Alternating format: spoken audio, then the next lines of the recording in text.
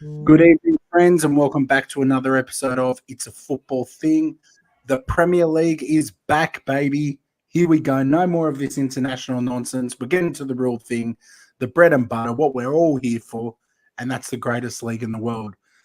We are, though, tonight going to cover some international content. We'll talk about those qualifiers that have happened. We'll talk a little bit about taboo or not taboo, and the whole Harry Maguire fiasco, because I'm sure there'll be some great opinions on that. We'll also be talking a little bit about Graham Arnold and his tenure, which has been confirmed to be continuing today. And then, of course, we're going to talk about the Premier League fixtures, which are coming up. But before we get too far into that, my fantastic co-hosts are here tonight. Robbie, how are you? In a very good mood, mate, considering how bad the international break was. Obviously, the breaking news of United Tour coming to Australia has really brightened up my day. I was pretty quick straight onto it, booked my flights, booked my accommodation. I'm really looking forward to this one, mate. Like I said, combination obviously seeing United play and then just, the big gathering and all the festivities down with the supporters club and meeting all the new Reds down there. I'm buzzing to go down there, mate. So really excited today. And like I said, Premier League and talking football, everything's all happening at once. Let's get into it. Exciting. RJ, how are you? It's all happening, mate. We got Brentford this weekend for Chelsea. We've got the ownership situation in total flux at the moment. No to Ricketts, yes to Bowley. It's all happening. We just want a resolution, but more importantly, we just want to see some Premier League action because the international break this time around has been very unpleasant from an Italian and an Australian perspective. But you know what? We're all here, so let's talk football, hey? Absolutely. You kick this thing off, man. Where do you want to start? Well, I think it's only fitting we start with the conclusion of the international break because as we know, on Tuesday, we spoke a lot about the results that happened over the weekend and obviously the gigantic result from North Macedonia's perspective. But it's fair to say that the fairy tale died then and there for them because Portugal, comfortable enough, got the job done. The United man, Bruno, Diego Jota as well from Liverpool with a lovely assist there for the second goal. Cruise control for Portugal and also for Poland. Both booked their tickets to Qatar. Scott, get your first thoughts on both Portugal and Poland's progress, mate. Look, I'm not going to delve too far into this because what I expected to happen happens. I mean, Portugal did what Italy should have done and tidied the smaller team up and gone through. And I actually think the Italian result would have helped Portugal because it would have just given them that extra bit of a kick up the backside to say, hey, if we don't take this seriously completely, we could be joining our Italian friends. So Portugal did a thoroughly professional job. That's how I'd describe it. And Poland, look, I did say that I thought Poland would go through. And again, the word I would use for both performances and results is simply professional. Did what they had to do, and now they're going to Qatar. Peas all round. Poland, Portugal, professional. Robbie, what did you think about those games? I think Scotty wrapped that up quite well. Professional is definitely a word I'd say to describe both games, especially that Poland game is a very underrated win, man. Sweden have a very good team at the moment, and like I said, in the previous World Cup, it was at nearly semi-finals. They met obviously before getting knocked out to maybe England. They've done well again in the Euros. There's, you can look through that team, and there's quite a few young talents in that team. So look, I know Poland was at home, but again, they had to get the job done, and they did. Portugal were just in. That's in one of their, really good gears at the moment, mate. All their people were firing. Like when they play like that, I think they'll be hard to beat next year. When all their people are fit, the quality they've got, mate. Like I said, I forgot at the start of the international break that Diego Jota's there, and like I said, he's been in great form this season. 2 beautiful goals from Fernandes, especially that second one. Great assist, like I said before, from Jota, and the finish was sublime. Mate, it'll be nice to see Messi and Ronaldo, possibly their last World Cup there together. Mate, well done to both teams. Yeah, and that's what Tom has highlighted. And just for those that watch us regularly, we know we like to bring up the oracle of the Ronaldo versus Messi debate almost every episode, regardless of what the topic is. You'll find it very rare we don't bring those two superstars up. But I think I can speak on behalf of all of us. It's going to be a sad time when we stop talking about them regularly because we are blessed to have grown up in the age of both Cristiano Ronaldo and Lionel Messi. And let's hope that the two both give their best foot forward for this final World Cup, you would think, and produce some magic, because they've been the best two players over the past decade and a half at least. So, Tell you what, this is both their fifth World Cups, is it? For both of them, I'm sure. I think it is, but I'm happy one to of be them corrected wins by it. a live chat. I'm pretty sure they both jumped in 06. So 6, 10, 14, 18, 22. This will be their fifth, I'm pretty sure, man. If one of those guys can steer their country to a World Cup, I think that's something that will seriously enhance their legacy and an be interesting a pivotal debate, point. Scott. I was thinking about that debate. before. I was thinking about it to myself, because both haven't really been firing on the international level, or even at club form, to be honest, especially Messi, even though I'm his biggest fanboy. But if one of them were to win it, how much of a claim does it make them have over the other one? Because I always think to myself, it's something the other doesn't have. They've been so, yes, that's true. But because they've both been so good, would it be fair to use this as the defining factor just because of how consistently they've both been? But look, it doesn't hurt the CV to have that on your resume, that's for sure. But look, I think I want to talk a little about the African nations as well. And in particular, the crazy match between Senegal and Egypt. Not sure if any of you caught that. Yeah, I've seen. But there's a lot of controversy there, especially with the laser pointing at Mohamed Salah. My personal reflection on that, just quickly, that stuff there should automatically say, we're not going to go on with this. And I know it happens both ways, and they've done it to them. But that kind of stuff, that completely interferes with the outcome of the match. Scott, Rob, what do you think? Look, I might kick that off, because to me, I hear banded around, football Twitter, football conversations that football in the African region doesn't always get the respect it deserves. And there have been some absolute ballers to come out of Africa and play at the highest levels. I don't know why these scenes, though, are more frequent over there. I feel like the federation itself needs to really stamp these things out, because they're the kind of things that people look at, and it makes you lose a little bit of interest in that and not take it as seriously. Like, it wasn't one laser. It's not like it would have been hard for them to find a culprit. I actually feel for Salah. I would have refused to take the penalty.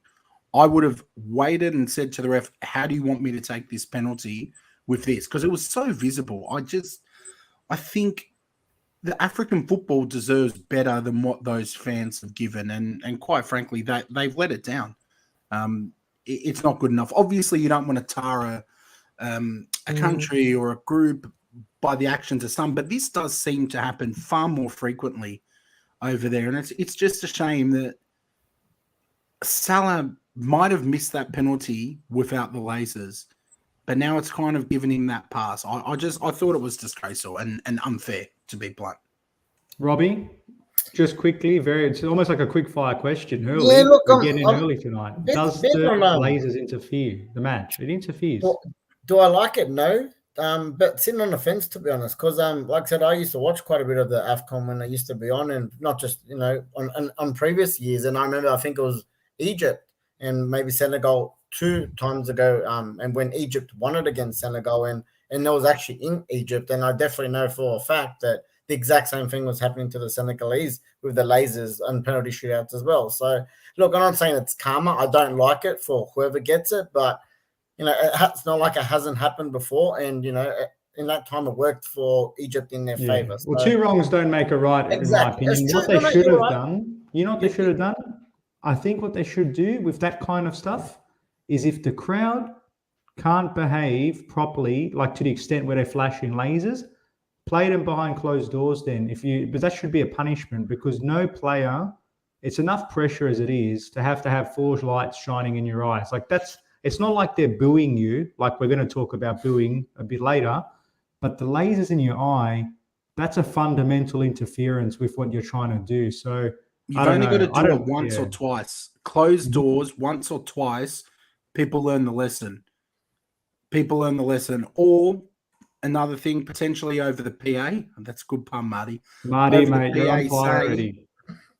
if the lasers do not stop in the next 30 seconds, we're going to award Egypt a goal.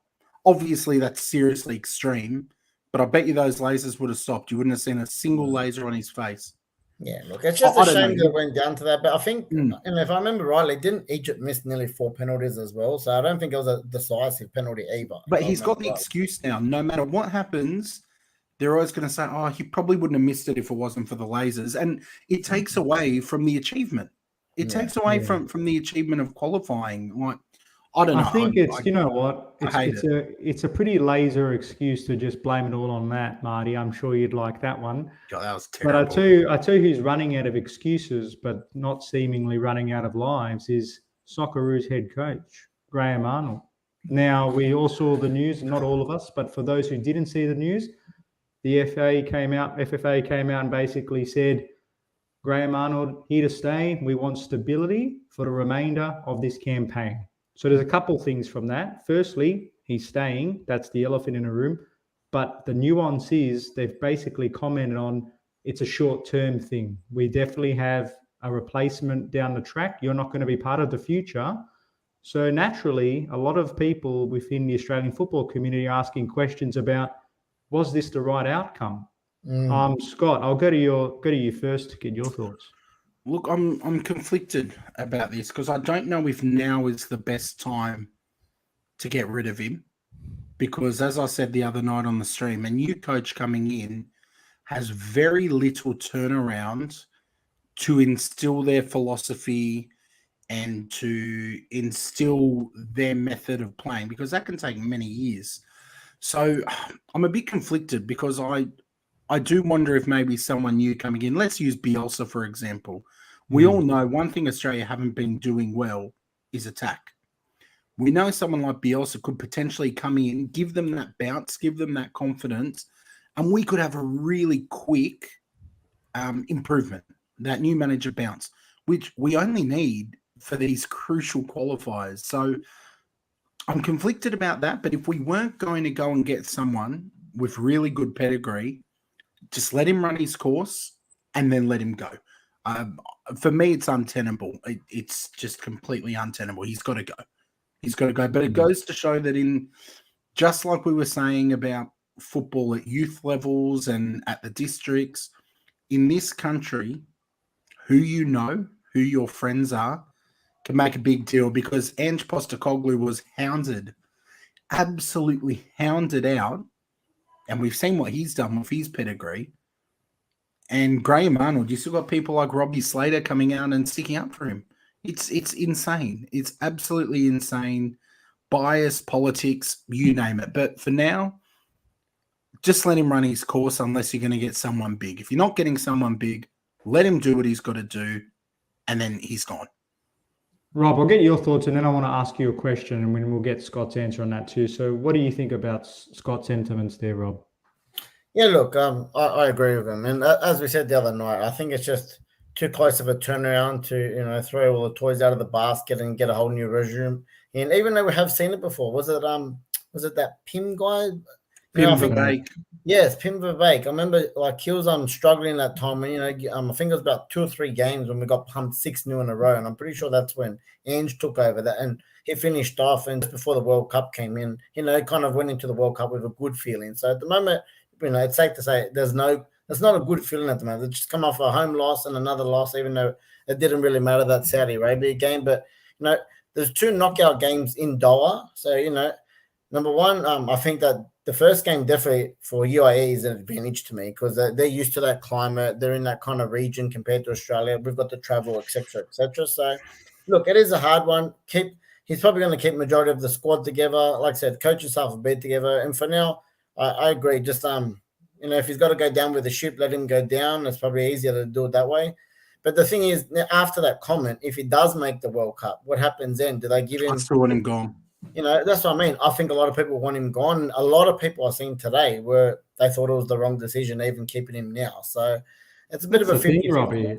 And that's what I wanted to ask you, is because a few of the experts we've seen, even a good friend of the show, Simon Hill, basically came out and said, this outcome basically contradicted a lot of popular belief that the final straw had been pulled here.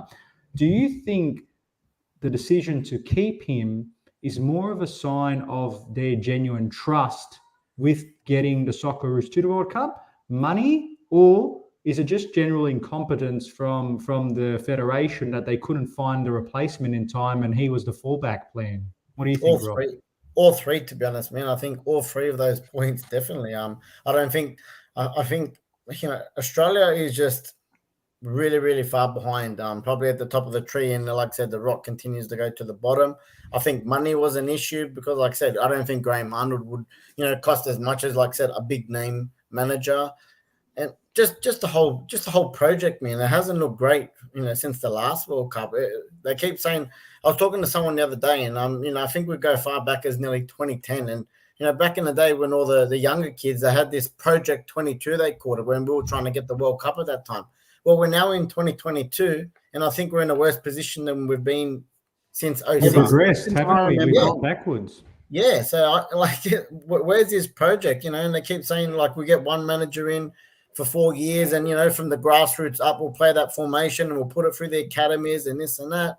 And like I said, we've definitely gone backwards because I think, again, Ange said not long ago, not only do we want it to be at the World Cup nearly on an automatic qualification, but we should be nearly, after that 2015 Asian Cup, and we should be nearly dominating Asia.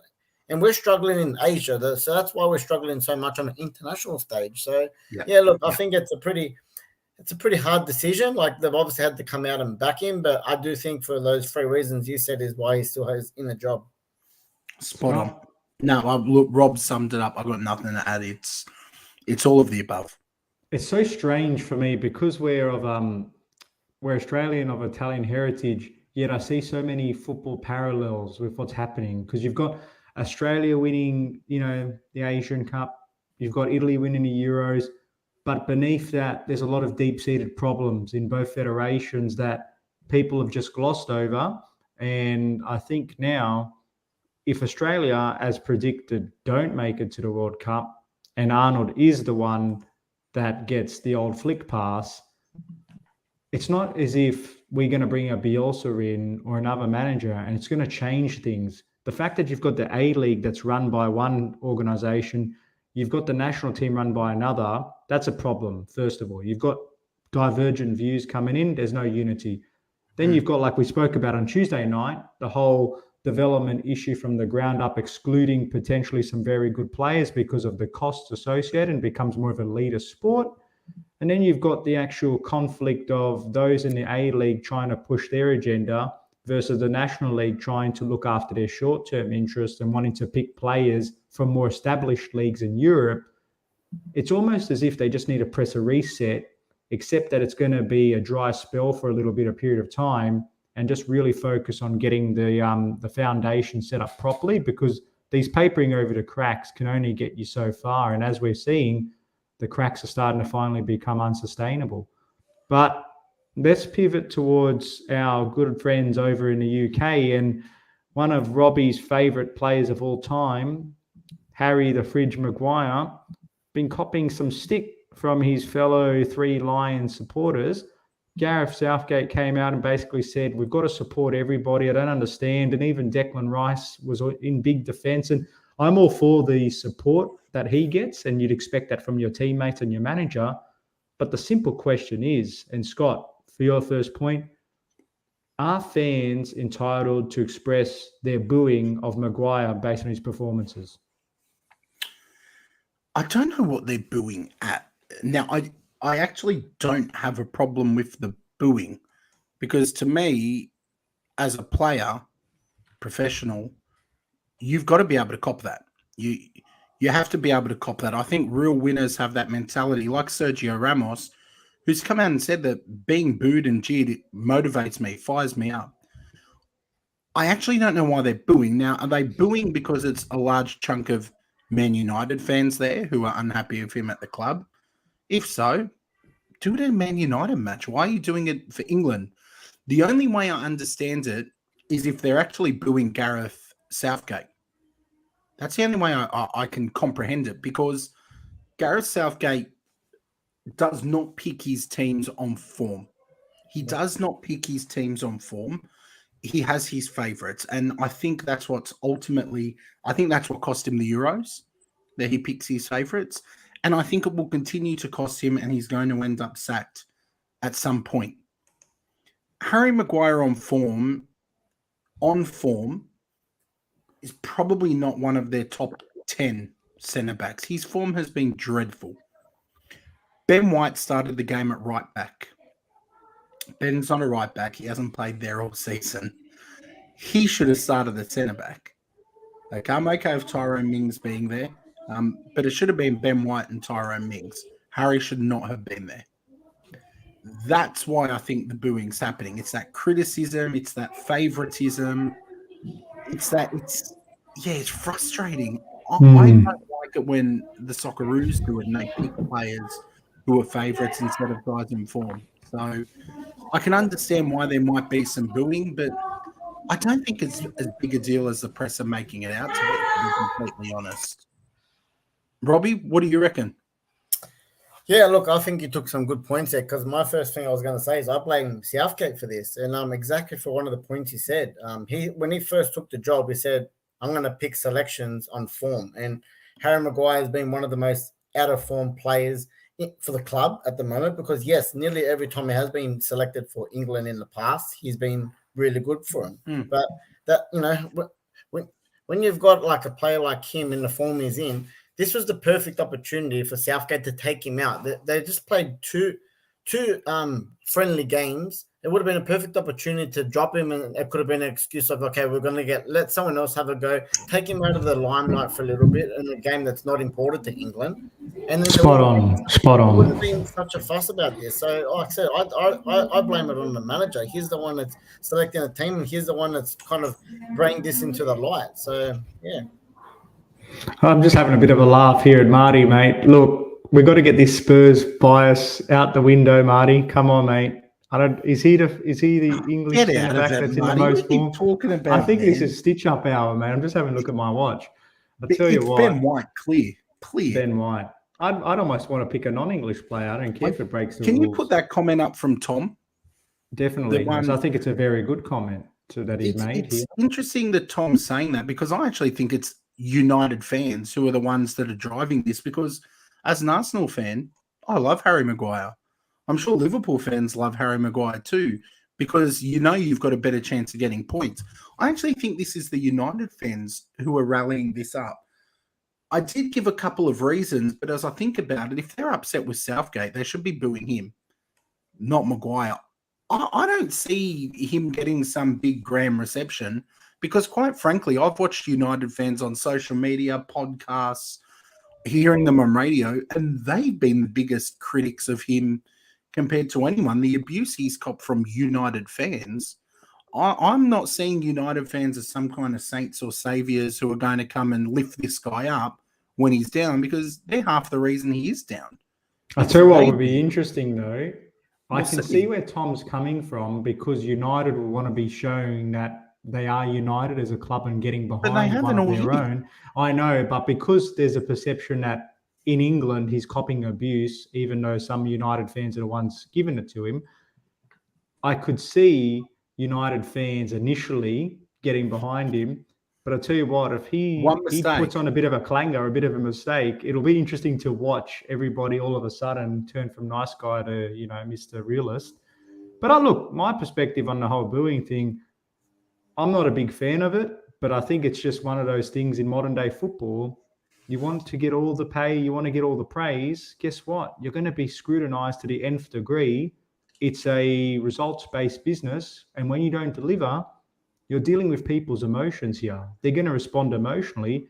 And if all you're copying is a bit of booing for a bad performance, you just take it in your stride. And people like Sergio Ramos actually thrive off it. So, look, it's not a good look for the game, but equally it's part of footballing culture. And great that we've brought up, Hall of Fame candidate Matt Letizia there, because he does make some good points about the whole form versus the picking your mates or the loyalty card. Rob, what do you think about Matt's comments here? Like I said, I agree with him. I pretty much said the exact same thing. He's the one that said that, is kind of gone against what he said. And like I said, he had the perfect opportunity to take him out because they were meaningless games. And like you said, fans pay him money or not, everyone's going to have an opinion. And all of us can't sit there and say that we've never criticized or gave it to a player in any kind of sport, because I definitely know I have. I've been there at live games yelling at players in my team or giving them sticks. So we can't. No one can say they haven't done it. Frustration takes over, emotions take over sometimes. That's just how it is. And it works both ways. He could make a mistake and people could give it to him, and 10 seconds later he could score a header off a corner, and you think those players are not going to cheer and go crazy? Was it him earlier in the year? Did he? Yeah, he scored against like Albania, and then he's cupping the year. That's it, and then he copped heaps of crap for that as well. So look, whatever players do, mate, they're going to cop it no matter what, mate. You're Maguire if you do, and you're Maguire if you don't. Put it that way. I'll tell you what, yeah. Look, just my kind of closing thoughts on that. I think they've blown it up. This is what England do. And of course it's very topical at the moment. They always blow things up. They love a bit of controversy around the team. But I do think the blame lies with Southgate, because Southgate is proving that he's not about form. He's not looking to reward players who play well for their clubs. He's just going to pick his favourites. And guys, Pickford started the other day. What's that telling you? Pickford got picked. You try and tell me that Aaron Ramsdale is not England's best keeper at this point in time. By a country mile. We all talked about it. I don't even know how Pickford got selected in that team. Everton are fighting. Pickford has clangers at the best of times. Everton are battling relegation now. When you got someone like a Ramsdale who's pushing for a Champions League spot and has been in the form of his life, how does that work out? He's going for loyalty, and he's not picking on form. Simple as that. And you know what? He will fall on that sword. He fall on that sword. You know what? Come up short. Playing devil's advocate, you got to remember this team was a spot kick or two away from winning the Euros on home soil and breaking that duck. Easiest run to the final of all time. They got there. And look, Italy is a prime example of just because you have an easy run or you're versing an easier team, you don't always get the job done. So to his credit, they navigated the easy route, could have won, failed from a spot kick. Everybody, or a lot of people were talking about the great harmony and culture he's built within that squad. And part of that squad is the people he's chosen to be loyal behind. So who knows, man? There might be something there where you might say, yeah, pick your Ramsdale, pick your Ben Whites because they've been better players on form and nobody's disputing that.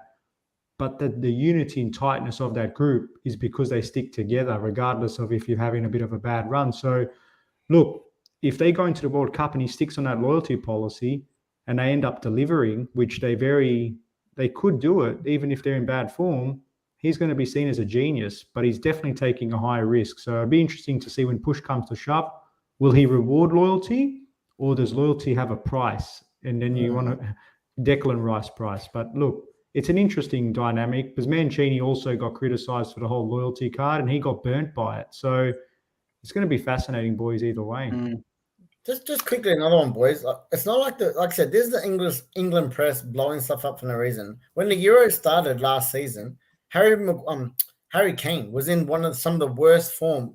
Didn't score to nearly the semi-final in the Euros at a home Euros as well. He still picked him every single game. Obviously, had belief in him, and then he came good. He scored a couple right at the end, but he wasn't picking players on form, and it's not the first time he's done it. There's 3 players there straight off the bat. Again, Luke Shaw was another one in the United team that got selected.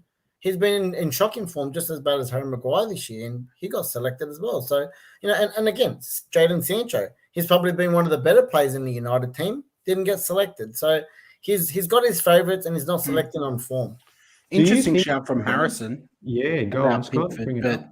Again, I think insanity is doing the same thing over and over again and expecting a different result.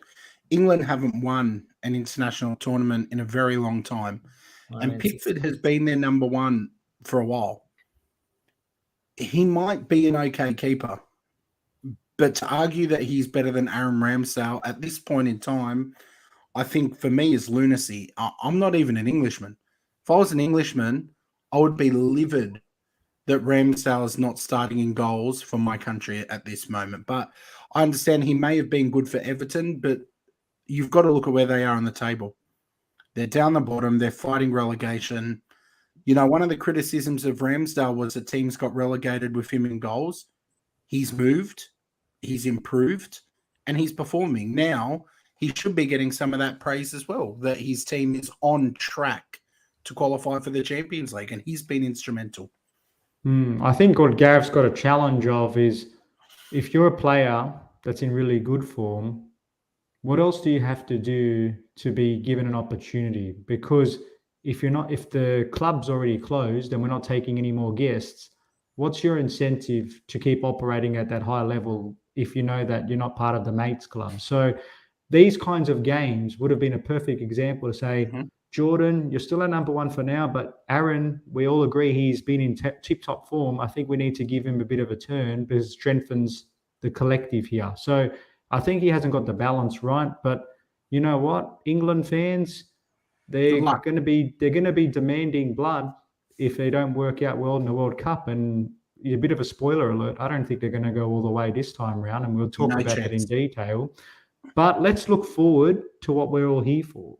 But before we get into the fun Premier League chat, just a reminder, smash the like button, share it with your friends, help us get to the 600 mark. We're slowly approaching it.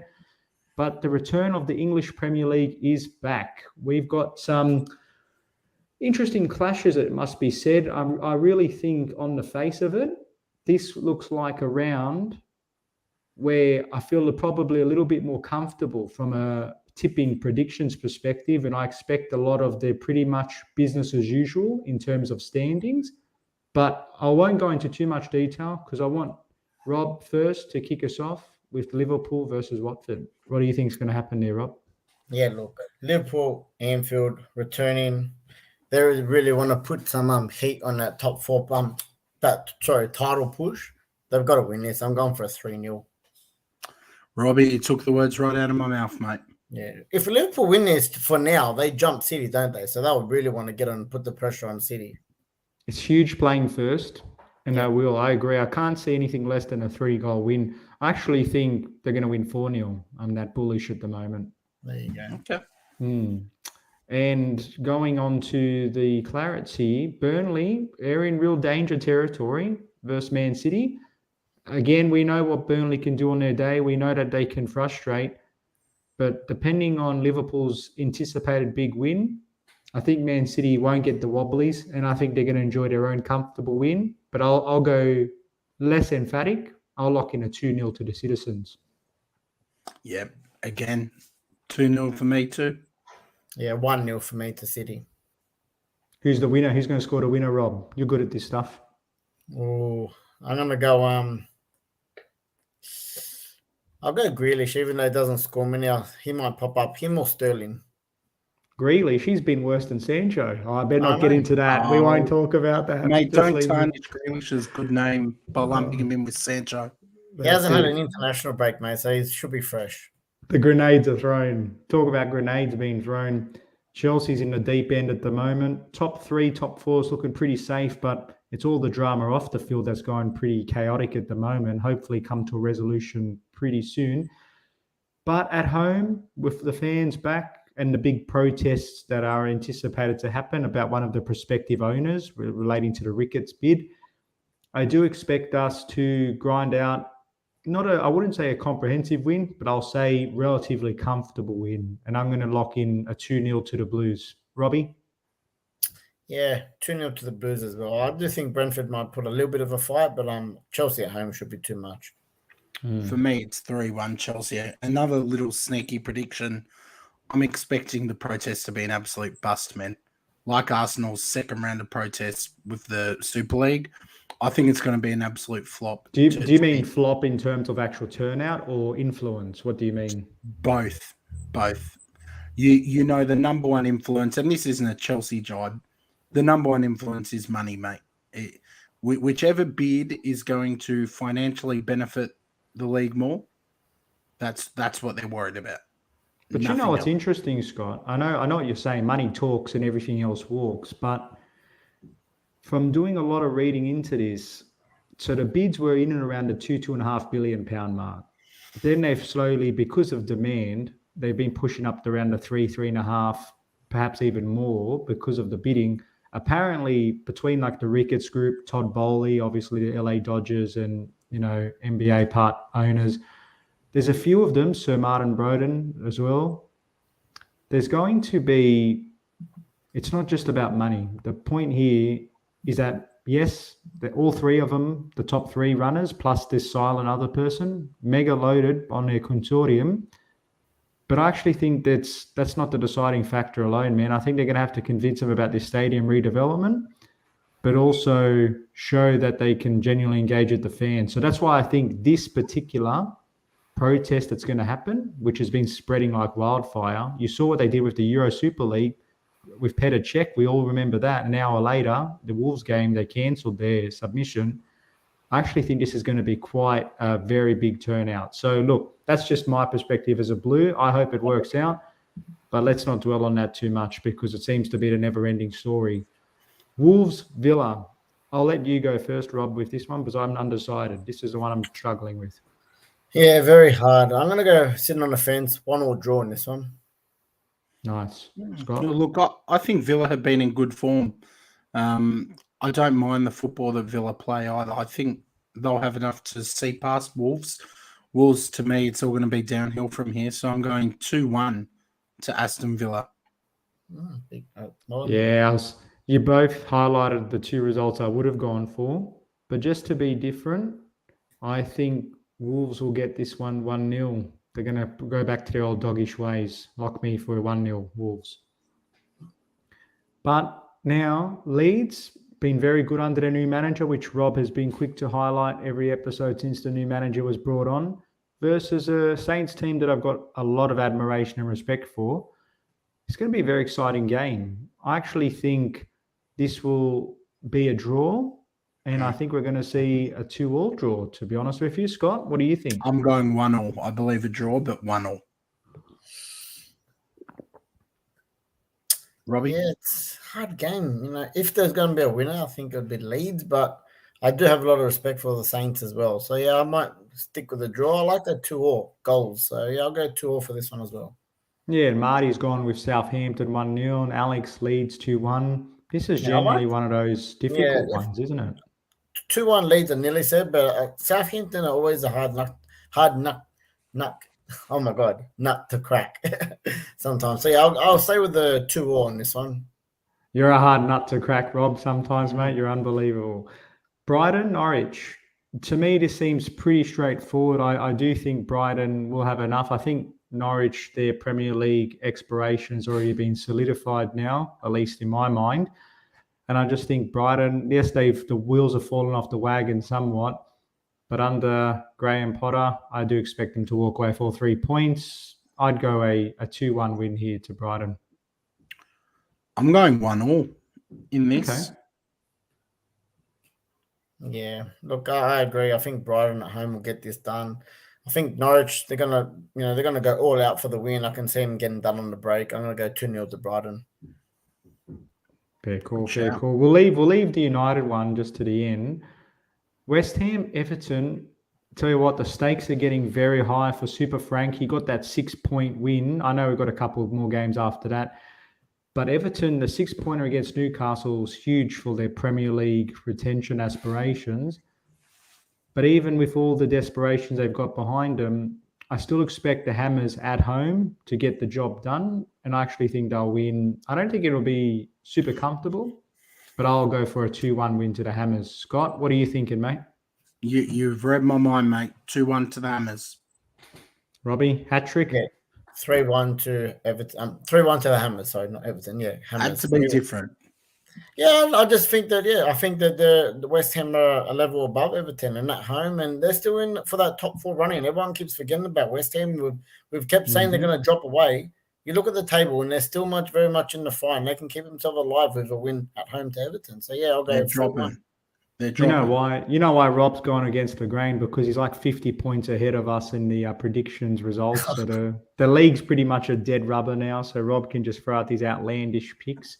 Yep. I tell you what's going to be an outlandish pick, thinking Tottenham are going to stroll against Newcastle, because I think that's going to be a very, very interesting game. Tottenham at home, they've been finding a bit of form, but we know Newcastle as well, since Howe's come in, they've been really strong as well. And while they're somewhat comfortable, they're still going to be wanting to keep pushing for higher honours. I'm really torn about this one. I should let you boys go first, but just for the sake of efficiency, I think Spurs will win, but I think it'll be 2-1. Scott's shaking his head. I don't know. I'm shaking my head at Alex and Marty in the chat. 4-1 Spurs, 3-0 Spurs. They've had the happy drink. They have a couple of wins, and they think they're world beaters. They've never won a trophy, for God's sake. Well, not since I've been alive. But look, I do think they're going to win this match. Newcastle have been good, but Spurs are going to want to take this top 4 race right to the wire, and the stakes will be too high for them. So I'm going with 2-1 Spurs, but tell you what, the cheek of some of these guys is ridiculous. Yeah, look, boys, getting a hat-trick this time, 2-1 Spurs, I agree. Nice. I tell you it would be hilarious if they scored a 2-1 94th minute winner and got ruled out, just to give it to Alex and Marty for a bit of a laugh. I'd love them to lose or drop points. It would be so funny. Oh, you know what? I've got to give both Alex and Marty credit. At least they turn up, rain, hail, shine. That's the kind of dedicated and loyal subscribers we want for our show. I don't know about the next match, though, Scott. I think your old boy, Vieira, and then we'll come back to United Leicester, of course.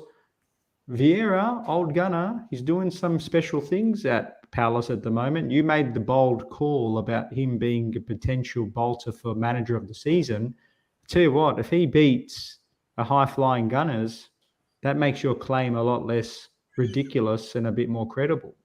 I'll let you go first, Scott, to talk your points, and then Rob and I will give ours. I'm genuinely nervous about this match. You should be, it's not because I doubt our ability. It's because I can see what Patrick Vieira is doing at Palace, and he's doing something really good.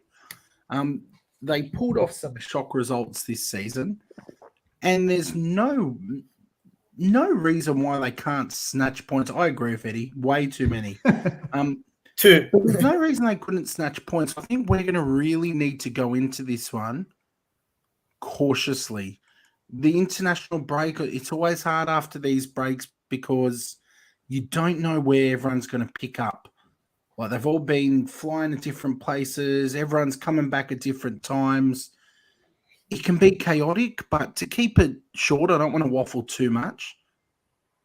I do still think we have enough to beat Palace. If we can maintain that good form and guys like Ødegaard and Saka keep doing what they're doing, I'm going to go with a narrow, nervy 2-1 to the Gunners. Wow. Talk about some waffle. Hey, Rob, what do you think, mate, with that kind of tip? Look, I have a lot of respect for Palace in this, but I just, at the same time, Arsenal have been in red hot form and they're really on that Champions League charge at the moment. I think this is going to be very, very close. I'm just going to go with the safe option, which, I think is an Arsenal win, just 2-1, but it would not surprise me if Palace steal some points and this is a draw. But for my tip, I'll put 2-1 to Arsenal. Yeah, fair call. Respectfully, I actually think the safe tip's actually a draw. I honestly do. At Selhurst Park, the way Conor Gallagher's going, the way Mark Gehey's been marshalling that defence, you've got the unpredictability of Zaha up top, and just the unity with this squad at the moment and what they're doing. And let's not forget, Scott, not so long ago when you last played each other, it took a last gasp equaliser. They deserved to win that game. They should have walked away with the points. To Arsenal's credit, they got their equaliser and celebrated like they won the Champions League, as Gabby Agbonlahor would have said. Celebrate. Could be a huge point. It could be a huge point when it comes to the end of it. But I actually think Crystal Palace are going to walk away with a draw here. So I'm going to lock a 1-1, and I'll wait to be disappointed. But I've got some confidence in them. It wouldn't shock me, Arj. It wouldn't. I wouldn't think, whoa, what an upset. If there was a 1-0, because they've shown that they can beat much bigger opposition. So we'll see. Unless Vieira tries to rig it a little bit and rig the player selections, but I hope not, because they're a good little team and Arsenal should be nervous. So absolutely. I tell you who should be nervous. Robbie's team, Manchester United, against a resurgent Leicester City Foxes. I actually think this is another result there where I can see United dropping more points. And that's not to stir up my favourite United friends that we've made best mates over the football pitch. But there's something about this United team I have no confidence in. They could win 3-0. They could lose 2-1. I actually think it'll be somewhere in between. And I reckon it'll be another 1-1 draw here and another frustrating result for your interim manager. Robbie? Honestly, boys, straight heart on this pick. I actually am going in confident, which is all pretty stupid to say, but maybe it's the good mood I'm in today. But I'm going to go for a 2-0 to United. I think especially after, people like your Dallo, Ronaldo and Bruno on their high from, qualifying for the World Cup. I think they're going to want to bring a bit of that high spirits into the team. I think they're going to be on a high. That could give them a bit of confidence and say, hey, we're in a bit of a situation here. The top four door is still open. We are not out of it. And, what better way to start with a win at Old Trafford on the first game back? So this is pure a heart pick. Did you get some inside team news, Rob? Because I would have assumed Harry Maguire is playing, but you tipped 2-0. So what am I missing here? What's going on? I'm in a good mood, mate. I told you it's a pure heart one, this one. And me, I normally tip with my head. So I'm going 2-0 to United here. I'm just feeling confident. I feel we might not keep a clean sheet, but I just have a feeling we could outscore them. Probably wrong, but I'm going for 2-0 United on this one. It's amazing the tips you make when you're ahead by like 20 points. That's the positive when you got a bit of a lead, mate. How sweet that must be. How sweet that must be. But you know what? In all seriousness, I agree with what Robbie was saying. They're going to have a lot of guys who are confident. I wouldn't be shocked if you see a Harry Maguire masterclass in this match. If you see him just play the game of his life, no better motivation than proving someone else wrong. Justin's tip, is wrong because Sancho's, I think, scored like 6 goals all season. Behave. At 80 million, mate. What a joke. Settle, guys. Come on. But yeah, look, I still think United will win. I think they've got too much quality. And I have zero props on Leicester. They've been such a disappointment to me in this second half of the season. So United for me, going with, let's say 2-1. Yeah, fair enough. I still think there's enough firepower in that Leicester attack, even though I have no confidence in the defence. I just think both each other will cancel each other out. But that might be a little bit of my heart wanting United to just stumble a bit further so they don't get too close to top 4. But we'll have to see, won't we? I think that brings us to the official business conclusion now, gentlemen. Have I forgotten anything like I tend to do? No, before quick fire, so I wanted to just get your boys' thoughts on this super quickly. Not that you'd care, but as neutrals, I love this time of season where you start getting the kit leaks ahead of the next season. I want to bring up Arsenal's kits for next season because if there is one thing that we are good at, it's quality kits, absolute quality kits. I've seen the pink one today. The pink one. Oh, my Lord.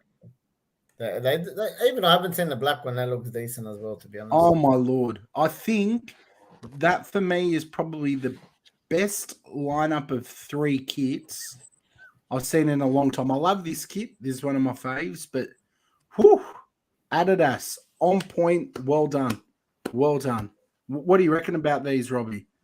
I told you, I've seen the pink one today, and like when you actually see it up close and you see a little bit more detail, it is a nice kit. Yeah, the kit's nice. And I have to rate them. I would probably have to go, the black one and the pink one both go over the home one for me. So, yeah good kits. RJ, you like these kits or what?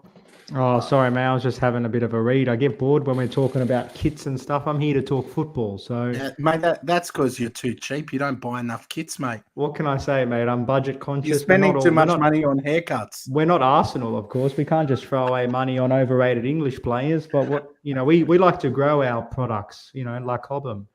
Legit. The middle one, I like the middle one a lot. The one on the right would make a good cleaning kit for my barbecue because I'm running out.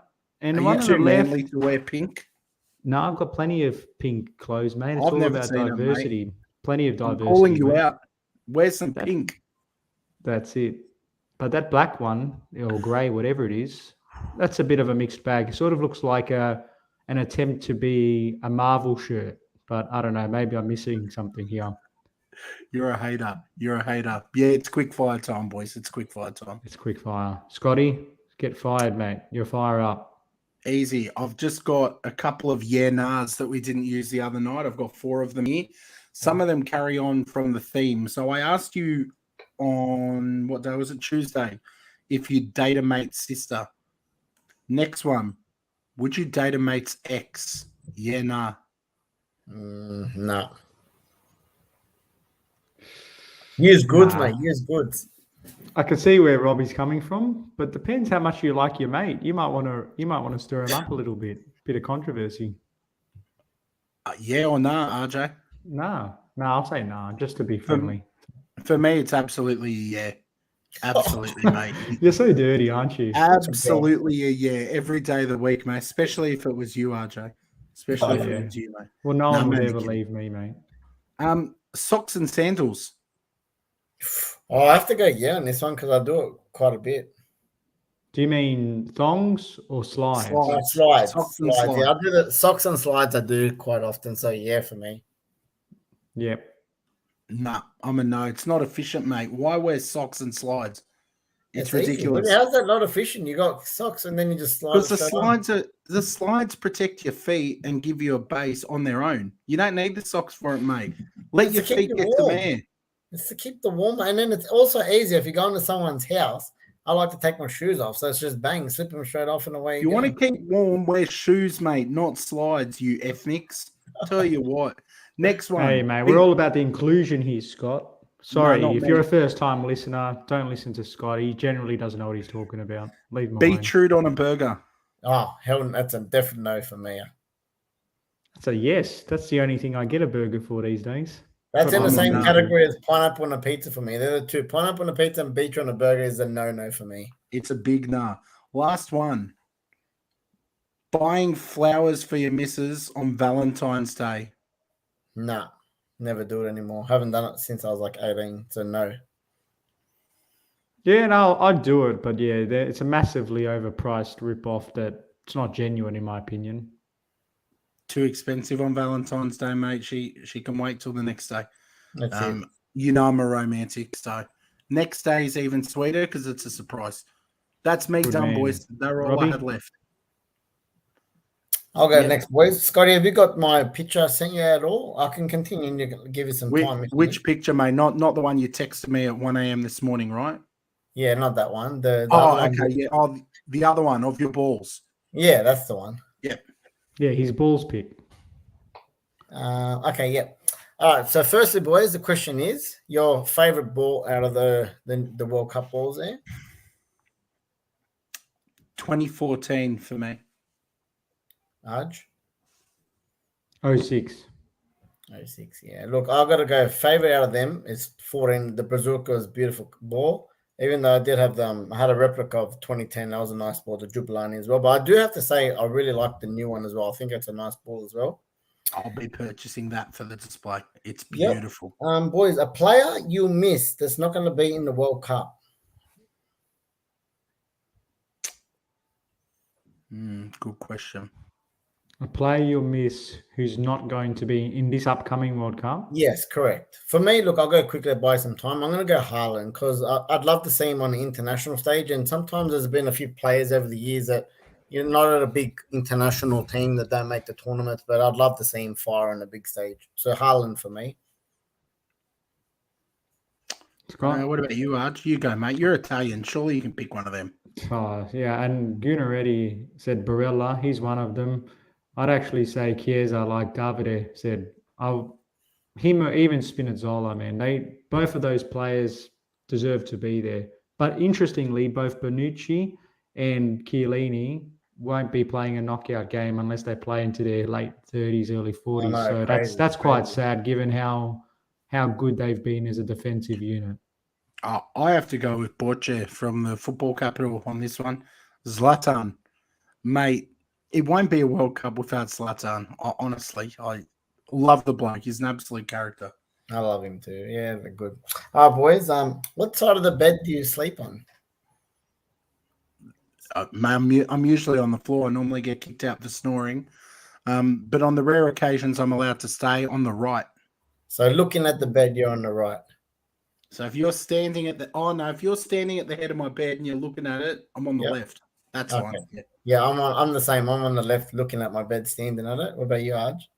Yeah, left. Used to be a righty, now a lefty. Now I'm a left, right, good night, all out of the bed. And last one, which one do you prefer, pool or snooker? Pool for me. Pool. Yeah, I like snooker, to be honest. So yeah, something different. You love being something different, mate. That's your motto. Robbie, something different, and Brulia. I love it. That's right. For me, I saw some news today about Bruce Willis apparently having to retire from acting due to some medical condition he got, which is quite sad. And so the question it got me thinking about is all the great movies he's done over time. And I just wanted to ask you boys quickly, what was one of your favorite Bruce Willis type movie that you've seen? Can be left field, can be standard. I hate when these happen. I need a list to pick from. I'm so bad at just off the top. If you give me a couple, I'll just. What's the first can't that go pops past to your Die mind? Hard. What's the first? Scott's Die Hard? You That's a can't go classic. past- Die Hard's an easy one. I like to be a bit different. Yeah, Die Hard's one of his, obviously, his main ones. But is there any other ones? Because like that's the only one I can think of. Expendables. You got Expendables. He was Yeah, good no, in no, his church. Yeah. Mercury Rising. Last Boy Scout. There's a good I'll one. stay with Die Hard then. I'll stay with Die Hard. Yeah, fair call. Fair call. I'd say that as well. But which of the Die Hards? That's a follow-up question. The original. The original. I'd say number 2 for me. Yeah, I'll go the original as well. Yeah, fair call. Fifth Element. Good shout there for me, man. What a weird movie that was, by the way. And just from skipping it, like sporting movie related, we've seen Dodgeball and Semi-Pro, I assume. If you haven't, there's 2 sets of commentators in there, both very funny. Just want you to tell me, which do you think were the better commentators, the ones from Semi-Pro or the ones from Dodgeball? Well, I haven't seen Semi-Pro, so I've got to go Dodgeball. Oh, really? That's a red card, mate. I haven't seen it. Semi-pros commentators to me.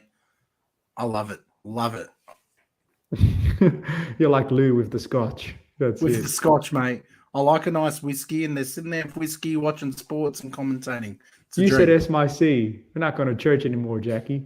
Eddie Gunner's got a good. Eddie Gunner, he's got a good shout there as well with thing 6 Cents. I forgot he was in that as well. That was pretty weird. Yeah, and we got a question from Marty earlier today, and again, this is Robbie's, not his forte, so I'll just pitch it to Scott. Is which GOT character would you play if given the opportunity? So Rob doesn't watch Game of Thrones, so that doesn't matter. So we'll answer on Rob's behalf as well. Scott? Ramsey for me. You'd want to play Ramsey. Wow. You are a certified maniac, I tell you what.